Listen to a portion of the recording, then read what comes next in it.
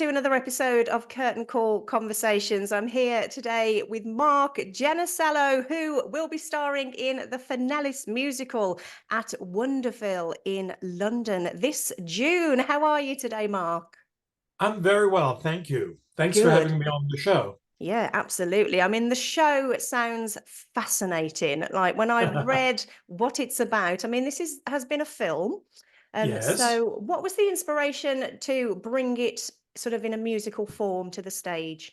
Well, the show was originally conceived as a sitcom. We had planned to do a 13 episode first season, and we started filming in 2019. And by the time we started to promote and sell the concept to networks, the pandemic hit. Mm, So, as you can imagine, it was nearly impossible to meet people or get funding or anything like that. So we then took the episodes that we had and turned them into a movie, mhm. which we could then release. And the story of the Finellis was always about an American singer in Berlin, Tony Finelli. So there was music in Mm. the show from day one. And when we were filming, all of the concert sequences, all the singing was done live. We didn't pre-record and lip sync like they did on Glee and Mm. some of the other shows. We actually sang live. So in effect, the show was always somewhat of a musical. Okay. Then we had gotten financing together to produce the sitcom. We actually had a big Hollywood star to play Jurgen, Tony Finelli's manager, but I didn't feel comfortable with the people I was working with in Hollywood. Okay. I didn't have a good feeling, and so after a few months, Ulf Weidman, the composer, and I had a meeting, and we said, why don't we, instead of going on TV, go to the stage first? Mm. And that's how the idea of turning it into a stage production. We thought we would do that eventually. We would have done it actually in the original plan after the series. Mhm. But as it turned out, this was how it came. And so we turned the scenes into songs, and now we have a musical. Yeah, I mean, as I said, it sounds fascinating. I mean, this is a sort of a true story, really, of your Well, experiences. Is that it's a yeah, fictionalized version yeah. of my life story. Hmm. Tony Finelli plays this American singer who gets mixed up with the mafia inadvertently and ends up going to prison for a mafia boss so that he doesn't kill his family. Spends 15 years in prison. And when he comes out, his wife has divorced him, turned his mansion into an Airbnb. His kids don't remember him. Mm. And so, to rebuild his connection to his family and rebuild his career, he takes a job working as the janitor in his own mansion to be near his family. Now, I was never in prison. I know that's the next question. I've never dealt with the mafia. But the real story is that the prison sentence is an analogy. I used to be involved with Scientology, Mm. and it was like a prison. And so one does not write musicals about Scientology without lawsuits and lawyers Mm. and all kinds of other unpleasant things. So I decided to fictionalize that story and turn it into a prison sentence. So yeah. Sure. I mean, yeah, we've all heard, stories of Scientology. Well, yes, I So mean, yeah, hmm, go ahead. and it's a brave thing to do. But as you say, you've adapted it. Um, Well, I wrote a book called Naked in the Spotlight. I left Scientology in 2003, mhm. and it took me quite a long time to get there. Mind fuck. Sorry, I don't know. Can I say that? You've said it. I just did. You can beep me. Yeah, we beep Jurgen, my manager, quite a lot. It took me quite a long time to get their brainwashing kind of out of my Mm. head. Yeah. I was going to do Germany's Got Talent. I was living in Germany at the time Okay. to publicly distance myself from Scientology and Mhm. make a comeback. But when I didn't answer their questions the way they expected me to, Mm. they kicked me off the show and Oh, booed me on live television. wow. Okay. Yeah, it Wow. was a really intense kind of period. And after that experience, I wrote the book called Naked in the Spotlight, Mhm. which is the real story of what happened in my life. And because you see, I went from being a very, very well-known stage personality. I played Elvis 400 Wow. times. Thank you very much, baby. My mama thanks you, my daddy thanks you. Two big musical. Thank you. Two big musicals about his life. I actually even worked with Ben Weissman. He wrote 57 songs for Elvis. Wow. And my very first commercial recording was an unreleased Elvis song that Elvis was recording when he died.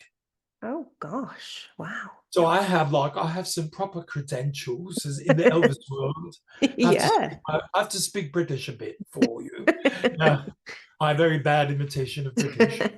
Um, and I went from making 60,000 a month playing Elvis to being Mm. blacklisted all over Germany, Switzerland, Austria, France, Benelux, because of my association with Scientology.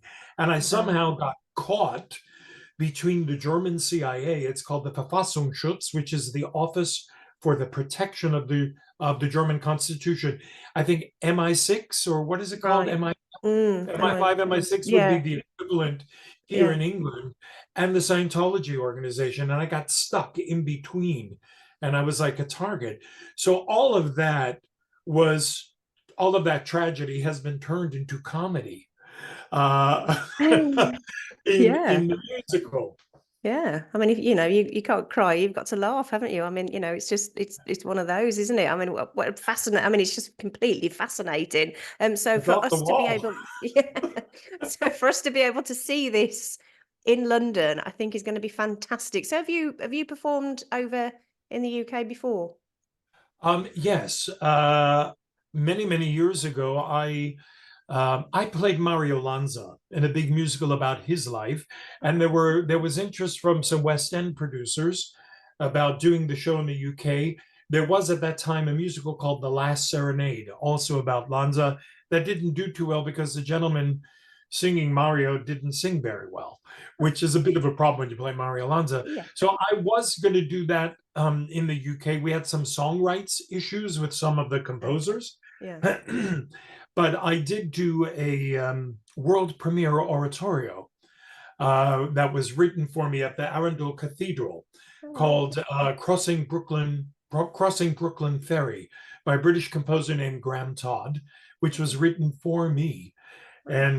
And that was the first time I performed in the UK. And of course, I have done some commercials, and I filmed a few Netflix things here since Yeah. I moved to London 3 years ago from Berlin. Oh, okay. So you live here. Oh, I didn't know that. Yes, I Yeah. do. I live in Oh, London now. oh, nice. Yeah. I'm a What do you proper what do Brit. you love about London? It's very much like New York. Well, first of all, it's the greatest theater city in the world. I mean, Correct. even as phenomenal as New York is, it can't hold a candle to London. There is so much theater, so Mm. much new theater, so many new productions.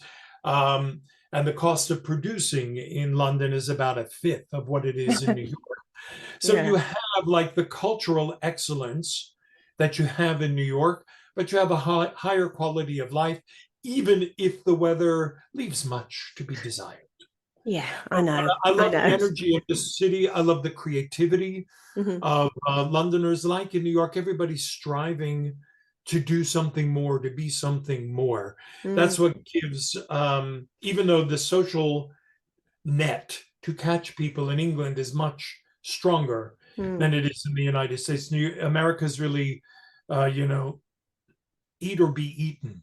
The UK is much more social in that sense. You've got the NHS, you have, for all of the problems with it. It's a wonderful place to live, and I love the humor of the Brits. Yeah, yeah. The Irish, especially. The Irish have the best Oh, humor. I okay. mean, incredible. We had quite a few Irish people in our production as well. So, Okay. Oh, fantastic. So tell me about the production. I mean, is this how many people have you got within the cast and the crew? I mean, is it a big affair or is it a kind well, of it's sort of Wonderville is not a big stage. no. It's a wonderful house. It's 2 minutes from Piccadilly Circus. It seats at full capacity about 175. Yeah. But it's a gorgeous venue. We have limited side wings or backstage Mm. areas. So, of course, we can't have a traditional set. So we're doing the show with video projections. So Okay. with 80 videos have been cut for Wow. this production. Yeah. And we've got 12 people in the cast. It's not a small cast. Hmm. And some of the characters, some of the actors are doubling up on their roles for space limitations, and also Yeah. because it makes it more interesting for the actors as well. And we've got we've got a full orchestra because a lot of the songs were already used in the movie. So we had Okay. the movie orchestrations. We created full orchestration. So the show, because of the space limitations at Wonderville, you can't really have a live orchestra. Mm. So we pre-recorded all the orchestra with these incredible video projections. And we've got, Mike Sterling, who played the Phantom of the Opera over 1,000 times in the West End. He's playing Jurgen, my manager, Colette Kelly, who was in the original London West End cast of Grease and Hair. In fact, she was at the house on Sunday. We had a little cast get together. Yeah. She is like legendary. She's got every kind of theater lore of what's happened in London Yeah. since, late 60s. We've got some incredible people. Lisa Gorgon, who a lot of you might know from EastEnders and other BBC shows, Okay. plays my wife. And we've got some phenomenal young talents who've just graduated. Anna Maria, who just graduated from RADA, Pippa Juliet, from I can't remember the name of her university, but all these incredible young performers. So it's a thrilling combination of experienced professionals and some new up and coming artists with this very, very funny, wild show. Yeah, yeah. I mean, it's so important to nurture new talent as well. So, that's brilliant to hear that you've got some new sort of recently graduated people in there as well. I love that. Well, this is this is my first stage production in the UK. Yeah. I've done 100 stage productions. I've been very blessed. I've had a really wild ride, and I've worked in 52 countries. Wow. So, but this is my first stage production in the UK, and it's you know, I'm introducing myself to the United Kingdom. Why should I not introduce others? We Mm, were considering hiring big names right. for all these roles. And instead, we decided to hire the very best people for the role, Yeah. regardless of their profile. Yeah. That Mike happened to have played the Phantom. We didn't know that at the time. He Okay. auditioned, just came in and blew us away, Yeah. Yeah. Yeah. as did Colette, Yeah. as did Lisa, as did Pippa, and all the rest of them. And I think we see with Operation Mincemeat that Mm, big names are not necessarily you don't have to have them to have a success. And yeah. we've also seen with Sheridan Smith at opening night, and Hmm. Michael Ball with Aspects of Love. If the show doesn't work, a big name is not going to save you either. You Quite know, right. Yeah. Yeah. so I'm thrilled that we have a mix of experienced professionals and people making their professional debuts with Yeah. us. No, it's wonderful to hear. I mean, did you enjoy the audition process for this show? Because obviously you must have had Oh, a vision phenomenal. and yeah. Phenomenal. We did not do open auditions. We originally were going to do that, Okay. but we had 1,600 Oh, wow. people apply just through agents Mm, without any open calls. yeah. And just wading through 1,600, I mean, it was fascinating. 1,600 people. We narrowed it down from 1,600. We asked about 200 to do self tapes. From those 200, we narrowed it down again to 80 who Yeah. were invited to the in person callbacks in January. Yeah. We did insist on in person for this because the music in the show is quite demanding. Okay. And we had to make sure everybody could actually sing it live. Yeah. But seeing these beautifully talented people, and as a producer, as a director, you want to hire everybody because there's so many facets. Each person represents a different facet of the character. Mm, And you love this one for this reason, you love this one for that reason, but then you end up finding the overall composition of a role you're casting. And I love talent. And there's mm. so, so incredibly much phenomenal talent in London. It was a blessing for us to have the opportunity to meet so many incredible artists. Yeah, I mean, you have a good choice in London and beyond, of course. I mean, it is full, it's rich, it's a rich talent pool of wonderful Yes, people. So I'm sure you've yeah, hired the best for this we particular have. show. It does sound wonderful. So I'll put on the next slide where people can get their tickets from and the dates for the show. But thank you for Yes. having a chat with me today, Mark. It's been fascinating. I can't wait. I don't know whether I shall get to see the show, but I am sending somebody along on my behalf to come and Oh, see that's it. wonderful. Well, Um, I'm sure if it's not you and you send somebody along, they say you gotta go see it yes, well, I hope because so. it's a completely unique mix.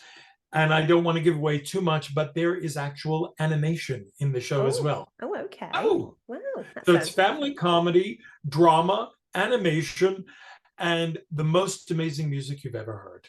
well, it sounds wonderful. Good luck with it, Mark, and thank you again for your time. Thank you so much. Okay, Okay, you're welcome. Take care. bye bye. Bye-bye.